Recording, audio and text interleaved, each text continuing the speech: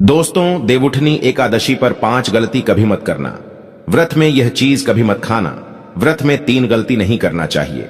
देवउठनी एकादशी कब है, क्या खाएं क्या नहीं, तुलसी पूजा कैसे करें, तुलसी तोड़े या नहीं, व्रत का पारण कब है, व्रत में क्या करें और क्या नहीं।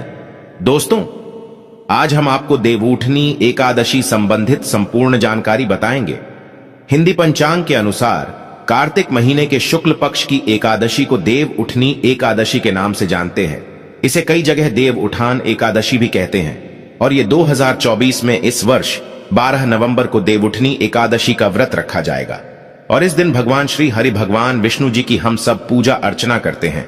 और धार्मिक मान्यता है कि एकादशी की तिथि को सच्ची श्रद्धा और भक्ति भाव से भगवान विष्णु की पूजन करने से, उपासना करने से व्यक्ति की सभी प्रकार की मनोकामना पूर्ण होती है। सनातन धर्म में निहित है कि देवउठनी एकादशी को भगवान विष्णु जी अपने योग्य निद्रा से जागृत होते हैं, अर्थात योग निद्रा से जागते हैं। और इससे पूर्व 4 महीने अर्थात चातुर्मास के दिन में भगवान विष्णु जी क्षीर सागर में सोते हैं।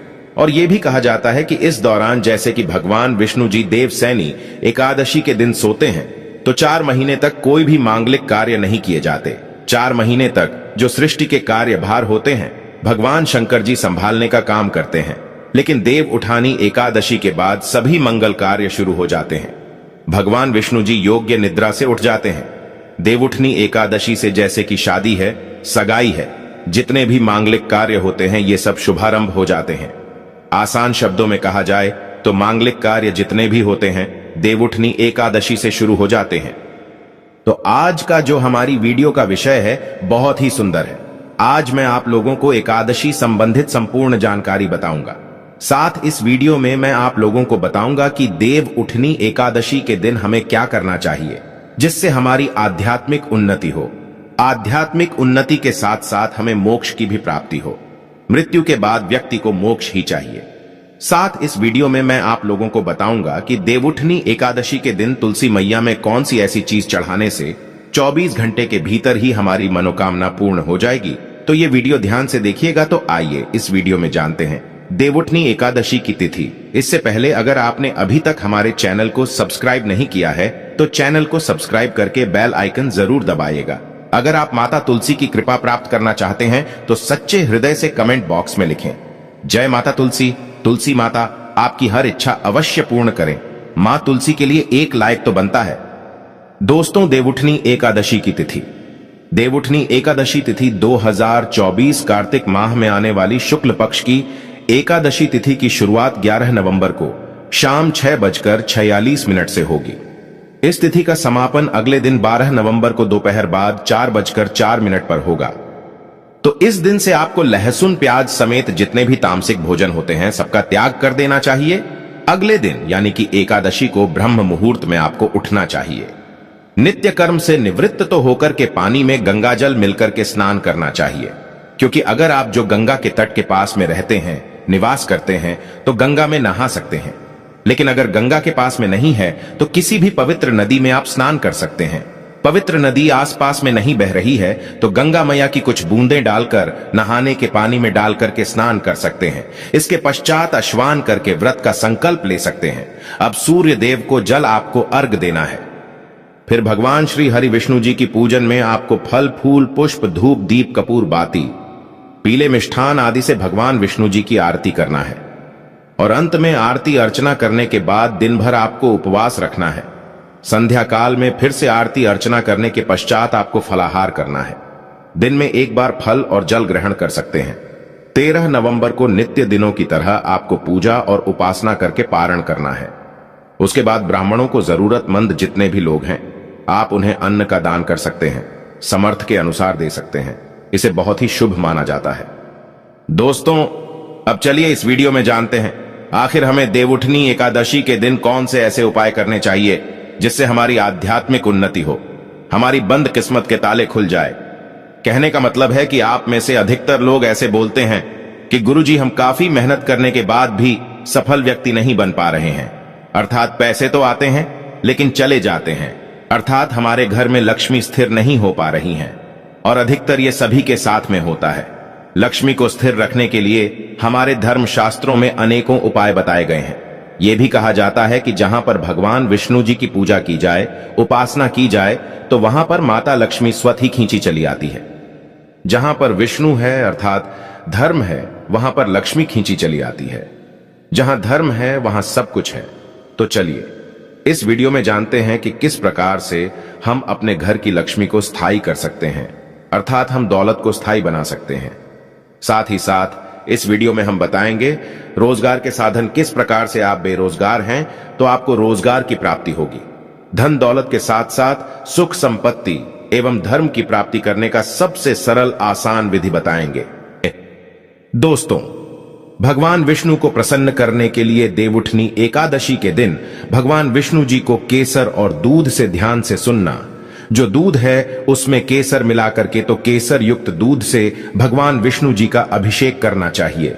ऐसा करने से व्यक्ति के सभी प्रकार की मनोकामना की पूर्ति होती है। इससे भगवान विष्णु प्रसन्न होते हैं। ये जो उपाय है ये शास्त्रों में लिखित उपाय है।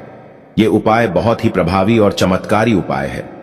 चाहे कोई भी विशेष प्रकार की मनोकामना हो और वो मनोकामना आपकी लंबे समय से पूर्ण नहीं हो पा रही हो, तो ये उपाय करने से वह मनोकामना शीघ्र ही पूर्ण हो जाती है। यदि कोई व्यक्ति आर्थिक तौर पर बहुत समस्याओं को झेल रहा है तो वो देवउठनी एकादशी के दिन भगवान विष्णु की पूजा करें, उन्हें कुछ पैसे अर्पित करें। पैसे अर्पित करते समय आपको बोलना है कि हे भगवान, ये पैसे मैं आपको अपनी आर्थिक उन्नति के लिए समर्पित कर रहा हूं, कृपया आप इसे स्वीकार करें। इस प्रकार से आपको प्रार्थना करनी है और उसके बाद पूजन के उपरांत इन पैसों को भगवान विष्णु जी का आशीर्वाद स्वरूप मानकर आप इसे अपनी तिजोरी में रखें या पर्स में रखें। ऐसा करने से धन लाभ होता है और पैसों से जुड़ी जो भी समस्या आपके जीवन में होती रहती है वो समस्या समाप्त हो जाती है। ये पैसे फिर साधारण पैसे नहीं रह जाते, इसमें भगवान विष्णु की शक्तियां जागृत हो जाती हैं। ये साधारण पैसे नहीं होते, इसे आप संभाल कर रखे हैं। ये साक्षात नारायण का आशीर्वाद बन जाते हैं। जहां पर नारायण का आशीर्वाद हो, भगवान विष्णु जी का आशीर्वाद हो, वहां पर फिर लक्ष्मी फलती फूलती है। कहने का मतलब है कि आध्यात्मिक उन्नति होती है। दोस्तों, देवउठनी एकादशी के दिन भगवान विष्णु जी को तुलसी के पत्ते के साथ सफेद रंग का भोग जरूर अर्पित करें।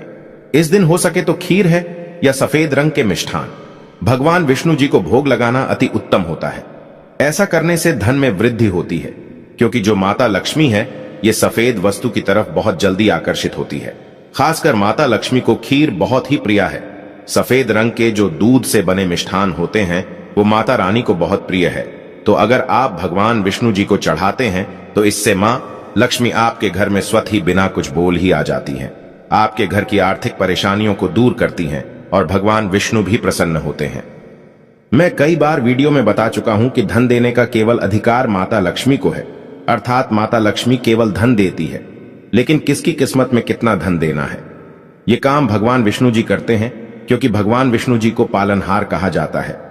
संसार के जितने भी जीव जंतु है सबका पालन करने का दायित्व रखा है भगवान विष्णु जी ने। तो भगवान विष्णु जी किसके कर्मों में कितना धन देना है ये निर्णय करते हैं। इसीलिए भगवान विष्णु को जितना ज्यादा हो सके देवउठनी एकादशी के दिन प्रसन्न करने का प्रयास करें। देवउठनी एकादशी के दिन घर के नजदीक बने जो मंदिर है भगवान विष्णु जी के, अगर कहा जाए तो इसे अति उत्तम कहते हैं, तो वहां पर भी आप नारियल और बादाम भगवान विष्णु जी के स्वरूप मानकर के जो भी देवी देवता है उन्हें अर्पित करना है। क्योंकि भगवान विष्णु जी ने स्वयं भागवत गीता में कहा है कि संसार में जितने भी देवी देवताओं की पूजा करते हैं वो सब मेरे ही स्वरूप है। इससे आपके रुके हुए जो भी कार्य हैं वो कार्य पूर्ण हो जाते हैं और उनका परिणाम आपको तत्काल मिलता है। जो आसपास के आपके मंदिर हैं वहां पर संध्या काल के समय में नारियल और बादाम जरूर अर्पित करना है। बादाम की संख्या 5 रखना है।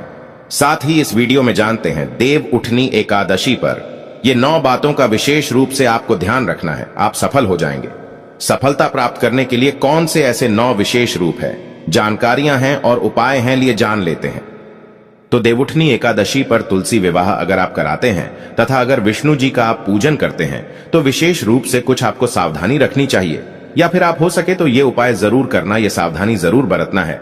तो तुलसी के पौधे के चारों तरफ आपको स्तंभ जरूर बनाना चाहिए, फिर तोरण जरूर सजाना चाहिए, रंगोली से अष्टदल कमल जरूर बनाएं। शंख चक्र और गाय के पैर, ये तीनों चीज जरूर बनानी चाहिए।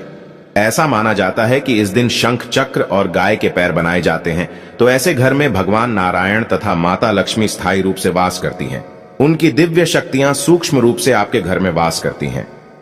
तुलसी के साथ साथ आंवले का गमला इस दिन जरूर लगाना। तुलसी के साथ साथ आंवले का भी पूजन जरूर करना, क्योंकि आंवले को भगवान विष्णु जी अर्थात नारायण जी के स्वरूप माना जाता है और तुलसी माता को लक्ष्मी जी का स्वरूप कहा गया है।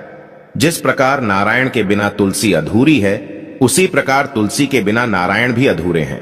अर्थात भगवान जो नारायण है ये आंवले के स्वरूप में विराजमान होते हैं और माता तुलसी जो है ये लक्ष्मी के स्वरूप कही गई है। ये माता लक्ष्मी तुलसी के रूप में विराजित हैं।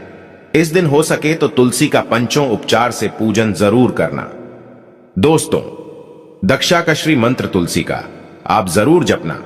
दक्षाकश्री मंत्र इस प्रकार से है, श्री ही क्लीम एम वृंदावने स्वाहा। ये दक्षाकश्री मंत्र है। माता तुलसी जी इससे बहुत प्रसन्न होती हैं। इस दिन घी का दीप और धूप जरूर दिखाना। सिंदूर, रोली, चंदन और नैवेद्य, ये 4 चीज है। तुलसी माता को चढ़ाने से माता अखंड सौभाग्य